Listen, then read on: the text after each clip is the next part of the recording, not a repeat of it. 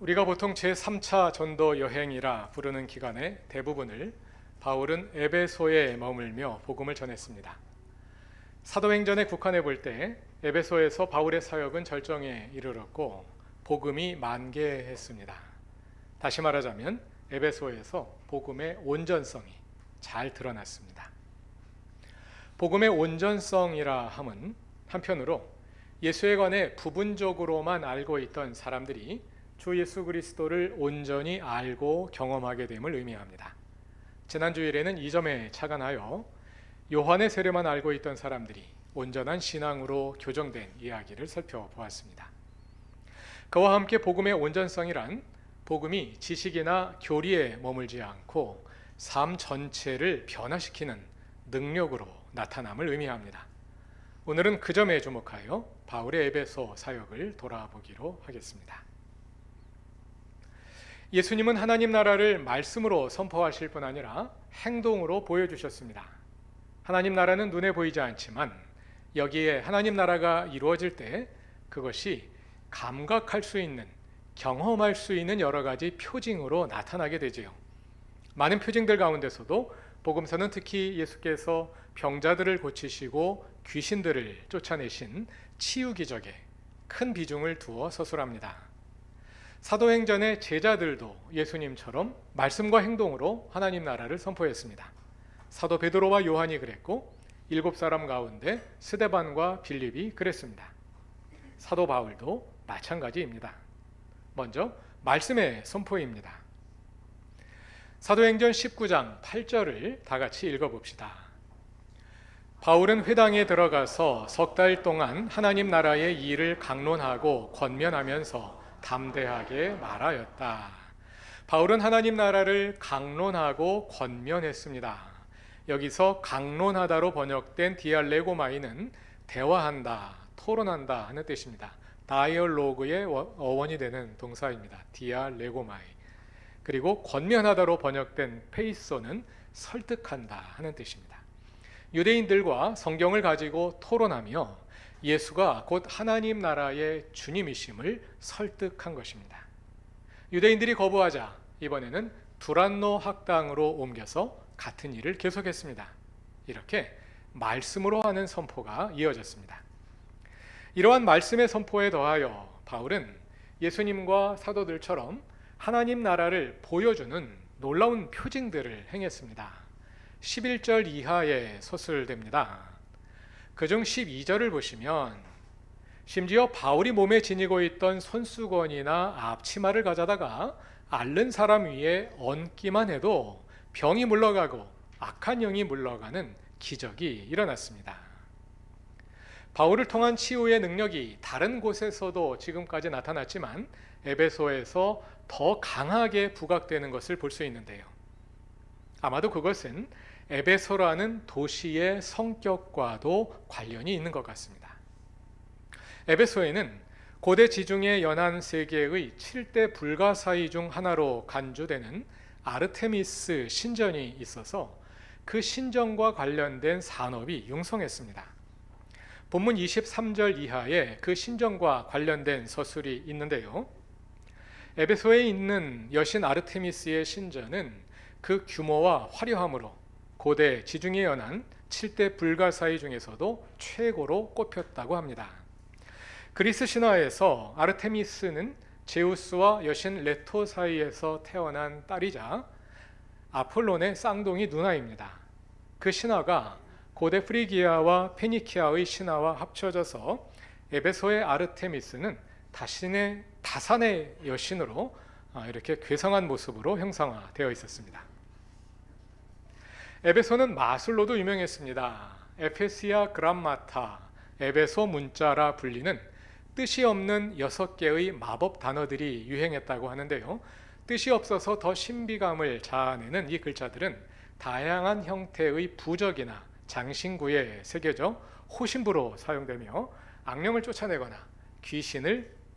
쫓아내거나 질병을 고치는 데 도움이 된다고 믿어졌습니다. 일부 역사 기록에 의하면 이 글자들이 아르테미스 여신상의 왕관, 허리띠, 발등 같은 곳에 새겨져 있었다 합니다. 에베소 마술의 비법을 담은 마법 두루마리들도 많이 발견돼요. 여러 도서관에 남아 있습니다. 이처럼 에베소는 한마디로 매우 영적인 도시였다고 할 수 있겠는데요. 그곳 에베소의 복음이 전해졌을 때 악한 영들과의 충돌이 불가피했습니다. 에베소에 이루어진 하나님 나라는 그 악한 귀신들이 쫓겨나는 표징으로 나타났습니다. 그런데 이렇게 놀라운 기적들이 바울을 통해 일어나자 그것을 모방하여 능력을 행하려고 시도하는 사이비들도 생겨났습니다. 하나님은 그 에베소의 사이비들을 교정하고 하나님 나라의 질서를 세우심으로 복음의 온전성을 드러내십니다. 13절 이하에 나오는데요. 축기를 행하며 떠돌아다니는 유대인들이 있었습니다. 그들은 바울이 선포하는 예수를 힘입어 내가 너희에게 명령한다 하면서 귀신을 내쫓으려 했습니다. 그들은 스게와라는 유대인 제사장의 7 아들이었습니다. 그러나 그들은 이렇게 예수와 바울의 능력을 사유화하려다가 오히려 귀신에게 큰 낭패를 보게 됩니다. 15절과 16절을 다 같이 읽어봅시다. 귀신이 그들에게 나는 예수도 알고 바울도 알지만 당신들은 도대체 누구요? 하고 말하였다. 그리고서 악귀 들린 사람이 그들에게 달려들어 그들을 짓눌러 이기니 그들은 몸에 상처를 입고서 벗은 몸으로 그 집에서 도망하였다. 이어지는 17절을 보면 이 일이 에베소에 사는 모든 사람에게 알려집니다.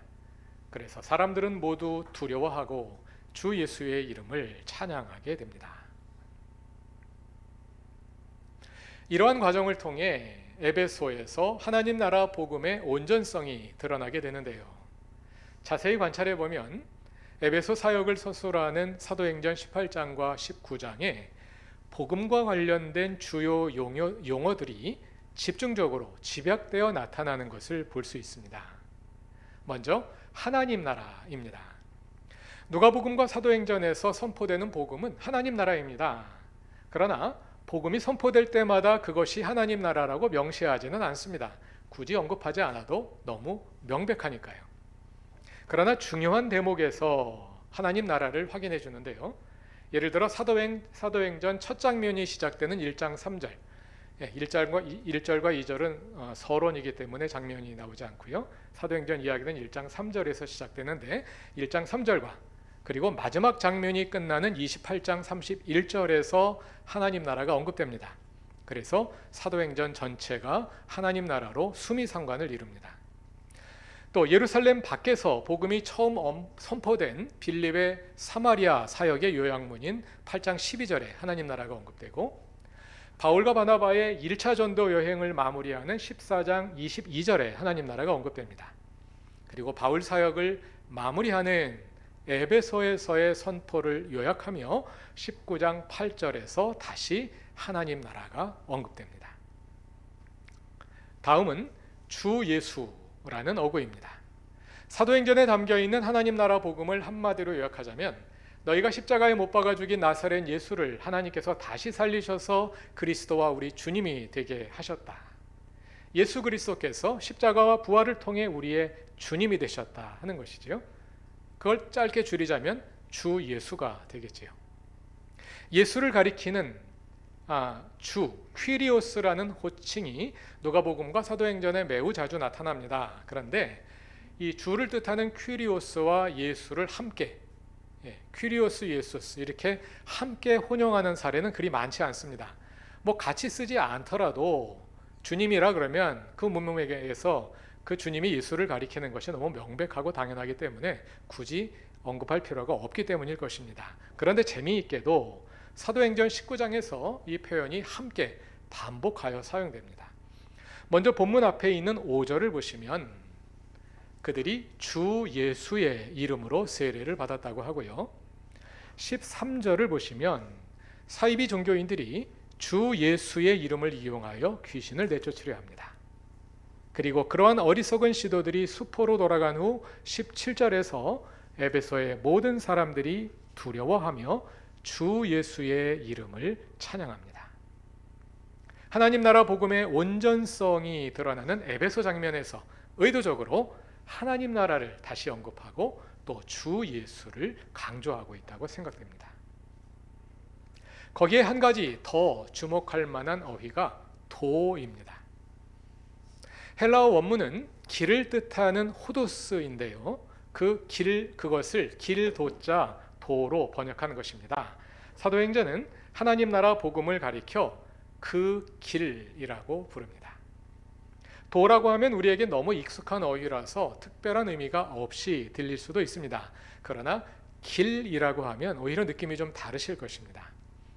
이 길이라는 단어가 사도행전에서 그리스도 복음을 가리키는 뜻으로 처음 사용된 곳은 9장 2절입니다. 사울이 그리스도인들을 박해하기 위해 다마스쿠스로 떠나는 장면인데요. 9장 2절을 다 같이 읽어봅시다. 다마스쿠스에 있는 여러 회당으로 보내는 편지를 써달라고 하였다. 그는 그 도를 믿는 사람은 남자나 여자나 가리지 않고 닥치는 대로 묶어서 예루살렘으로 끌고 오려는 것이었다. 여기서 그 도를 믿는 사람은 헬라어로 그렇게 번역된 헬라어구를 직역하면 그 길에 속한 사람입니다. 그 도를 믿는 사람을 그 길에 속한 사람으로 바꾸어서 다시 한번 읽어보겠습니다. 다마스쿠스에 있는 여러 회당으로 보내는 편지를 써달라고 하였다. 그는 그 길에 속한 사람은 남자나 여자나 가리지 않고 닥치는 대로 묶어서 예루살렘으로 끌고 오려는 것이었다. 이 그 길이라는 어휘는 그 다음에 13장에 한번 16장에 한번 이렇게 띄엄띄엄 나오다가 에베소 사역을 서술하는 18장과 19장에 무려 4번이나 사용됩니다. 먼저 18장 25절을 보시면 아볼로가 주님의 도, 주님의 길을 배워서 알고 있었다고 하고요. 다음 절인 26절을 보시면 브리스길라와 아굴라가 그를 데려다가 하나님의 도, 하나님의 길을 더 자세히 설명했다고 합니다. 19장으로 와서 9절을 보시면 에베소의 유대인들이 그 길을 비난했습니다. 그리고 23절을 보면 주님의 길 때문에 에베소에서 적지 않은 소동이 일어났습니다. 왜 사도행전은 그 길이라는 용어를 사용하며 에베소 장면에서 복음을 반복하여 그 길로 표현하는 걸까요? 이 용어의 배경에 유대인들의 할라카가 있다고 보는 학자들이 많습니다. 할라카는 걸어간다는 뜻의 동사 할라크의 명사형으로서 걷는 방식 또는 길이라는 뜻입니다.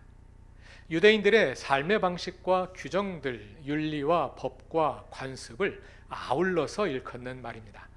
여러분이 잘 아시는 것처럼 유대교는 율법을 강조하는 실천의 종교입니다.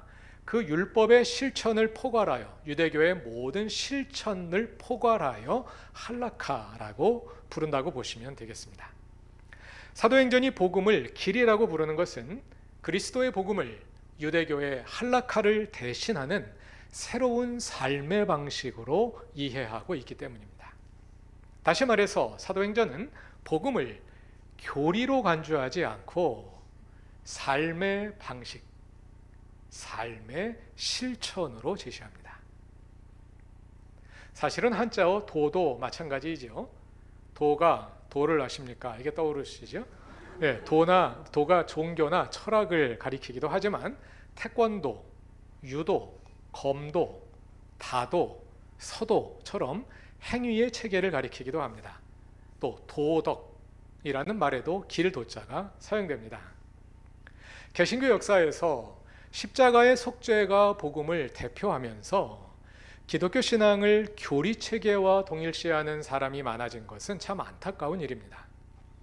기독교 신앙은 단순한 교리의 체계가 아닙니다. 기독교 신앙은 삶의 실천입니다. 왜냐하면 하나님 나라 복음이란 곧 하나님의 주 되심을 이루는 삶이기 때문입니다. 오늘 본문에 그것이 잘 드러납니다. 실천의 체계로서 복음의 진면목이 드러났을 때 그로 인해 사람들의 삶에 근본적인 변화가 일어난 것입니다. 먼저 에베소의 그리스도인들 사이에서 회개운동이 일어났습니다. 본문 18절을 다 같이 읽어보겠습니다. 그리고 신도가 된 많은 사람이 와서 자기들이 한 일을 자백하고 공개하였다. 복음이 하나님의 능력이라 할 때 우리는 대개 질병을 고치고 기적을 일으키는 능력을 생각합니다. 맞습니다. 하나님 나라가 이루어질 때 그 표징으로 수많은 치유의 기적이 나타났습니다. 그러나 그것보다 더 큰 기적이 사람이 회개하고 변화하는 기적이 아닐까요? 사람이 변화하는 기적보다 더 큰 기적이 있을까요? 에베소에 복음이 만개하자 그 복음이 많은 사람들을 회개하게 했습니다. 회개란 하나님이 아닌 다른 주를 따르던 삶으로부터 돌이켜 하나님이 주님 되시는 삶을 사는 것입니다. 19절이 그 회개의 성격을 잘 보여줍니다. 다 같이 읽어보겠습니다. 또 마술을 부리던 많은 사람이 그들의 책을 모아서 모든 사람 앞에서 불살랐다. 책값을 계산하여 보니 은돈 5만 잎에 맞먹었다. 앞에서 언급한 바와 같이 고대 에베소는 마술의 도시로 유명했습니다. 마술사들이 많이 있었을 텐데요. 마술사들이 복음을 받아들이고 회개합니다. 그리고 마술의 비법을 담은 마법 두루마리를 가져와 모든 사람 앞에서 불태워 없애버렸습니다.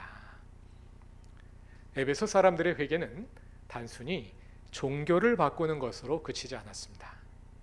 왜냐하면 종교는 그 도시의 산업이었기 때문입니다. 그 회개의 파급 효과를 23절은 다음과 같이 한마디로 요약합니다. 다 같이 읽어봅시다. 그 무렵에 주님의 도 때문에 적지 않은 소동이 일어났다. 주님의 길 때문에 적지 않은 소동이 일어났다. 복음이 삶을 바꿀 때 그 변화가 현실의 질서와 충돌하게 되었고 그로 인해 큰 소동이 일어났습니다. 23절 이하에 나오는 아르테미스 신전과 관련된 사건이 바로 그것입니다. 에베소는 이 아르테미스 신전과 관련된 사업으로 돈을 버는 사람들이 많았습니다. 그들 중 하나가 은세공업자 데메드리오였는데요. 그는 아르테미스 신전의 모형을 만드는 회사를 운영하고 있었고 그로 인해 직공들도 돈을 많이 벌고 있었습니다. 데메드리오가 직공들과 동종업자들을 불러놓고 하소연을 합니다. 바울이 전한 복음이 에베소 사람들에게 영향을 미치면서 그들의 사업이 위태롭게 되었다는 것입니다. 특히 26절을 보면 바울은 사람의 손으로 만든 것은 신이 아니라고 말하면서 많은 사람을 설득하여 마음을 돌려놓았다고 합니다. 계속해서 27절에서 데메드리오는 그것이 무엇보다 그들의 사업을 위태롭게 할 뿐 아니라 위대한 여신 아르테미스 신전이 무시당하고 나아가서 온 아시아와 세계에서 여신 아르테미스의 위엄이 땅에 떨어질 위험에 처했다며 사람들을 선동합니다. 데메드리오의 우려는 그 나름의 과장이 좀 섞여 있을 수는 있겠습니다만 복음의 현실적 파급 효과를 정확히 예측한 것입니다. 하나님 나라 복음은 삶을 바꾸기 때문입니다. 하나님 나라가 확산되면 파라오의 질서가 힘을 잃고 그러면 자연히 파라오의 질서에 의존하여 이익을 얻던 사람들의 삶에도 큰 영향이 미칠 수밖에 없습니다. 에베소에서 바울과 그리스도인들이 세상을 바꾸기 위해 무슨 특별한 일을 한 것이 아닙니다. 바울은 그저 온전한 복음을 선포했을 뿐이고 그리스도인들이 그 복음대로 살았을 뿐입니다. 그러나 그리스도인들이 그리스도인답게 살 때 세상에 변화가 일어났습니다. 우리는 어떻게 그리스도인답게 살 수 있을까요? 오늘 본문에 강조된 세 어구, 곧 하나님 나라, 주 예수, 그리고 그 길에서 답을 찾아볼 수 있을 것 같습니다. 우리 삶에서 오직 주 예수가 주님 되시게 하고 주님의 인도하심을 따라 걸을 때 우리 삶에 온전한 복음으로 하나님 나라가 이루어집니다. 한자에서 갈행자는 간다는 뜻과 행동한다는 뜻을 함께 가지고 있는데요. 히브리어 할라크도 비슷한 함의를 가지고 있습니다. 간다는 뜻이며 동시에 행한다는 뜻입니다. 그런 뜻이 할라카에 반영되어 있고 그리스도의 복음을 가리키는 그 길이라는 말에도 같은 함의가 들어 있습니다. 주님의 인도하심을 따라 행하는 것, 주님의 인도하심을 따라 걷는 것입니다. 어떻게 잘 걸을 수 있을까요? 이 지점에서 천리길도 한 걸음부터라는 속담을 떠올릴 수 있을 것 같습니다. 하나님 나라의 삶의 방식은 천 걸음 앞에 있는 표대를 바라보면서 지금 내게 주어진 한 걸음에 최선을 다하는 것입니다. 지금은 멀리 있는 것 같으나 그렇게 예수가 주인 되시는 삶의 걸음을 한 발자국씩 내딛다 보면 우리는 어느새 복음에 가까이 가서 닿아 있을 것입니다. 늘 바른 길만 갈 수는 없습니다. 때로는 빗나가기도 하고 때로는 후퇴하기도 합니다. 그러나 한 걸음 한 걸음을 성찰하며 걷다 보면 비록 엇나갈지라도 때로 후퇴할지라도 곧 다시 그 길을 되찾게 됩니다. 어제 잘못 걸었더라도 오늘 돌이켜 다시 그 길을 가면 됩니다. 그것이 회개입니다. 우리의 회개는 무엇보다 우리 마음속에서 일어납니다. 그리고 개인적인 차원에서 시작됩니다. 그러나 회개는 사회적인 파급 효과를 가집니다.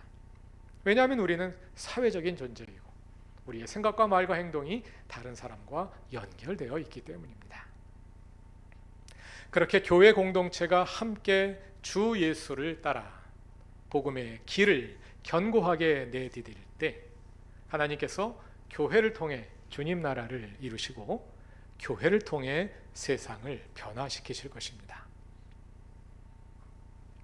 에베소에서 하나님 나라의 복음이 만개한 것처럼 우리 안에서도 그 온전성이 회복되기를 바랍니다.